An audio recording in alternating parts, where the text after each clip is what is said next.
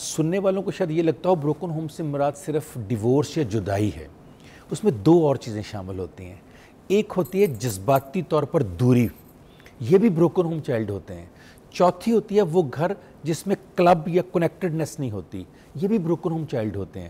جو اب آپ بات کر رہی ہیں جہاں ایک ہی گھر میں مرد اور عورت اور بچے رہ رہے ہیں مگر جذباتی طور پر ایک دوسرے سے دور ہیں.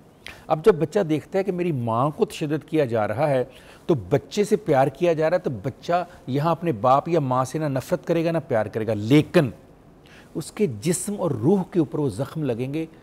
میں ہمیشہ کہتا ہوں جو زخم والدین لگاتے ہیں وہ بچے کے جسم پہ نہیں لگتے، وہ اس کے ذہن اور اس کی روح پہ لگتے ہیں. جب یہ زخم لگیں گے رات، وہ دیکھے گا میری ماں کو گالیاں پڑ رہی ہیں، وہ اس کی شراب پی ہوئی جو عادات تھیں ان کی وجہ سے صفائیاں کرتی ہے، باپ گالیاں دیتا ہے، دروازہ پیٹتا ہے، میری ماں کو مارتا ہے. یہ بچہ اس ایگریشن کو کیری کرے گا اپنے اندر. یہ رات سو جائے گا بڑے سکون سے، صبح اٹھے گا جائے گا.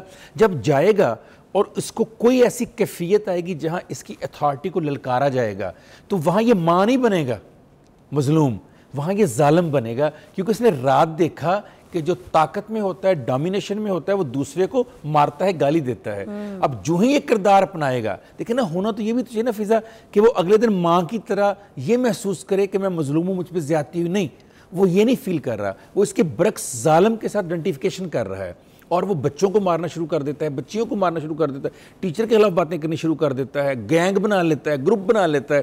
اس کا مطلب ہے کہ رات کو جو اس نے دیکھا اس میں متاثر وہ ماں کے اوپر ہونے والے ظلم سے نہیں ہوا، باپ کے ظلم کرنے سے ہوا.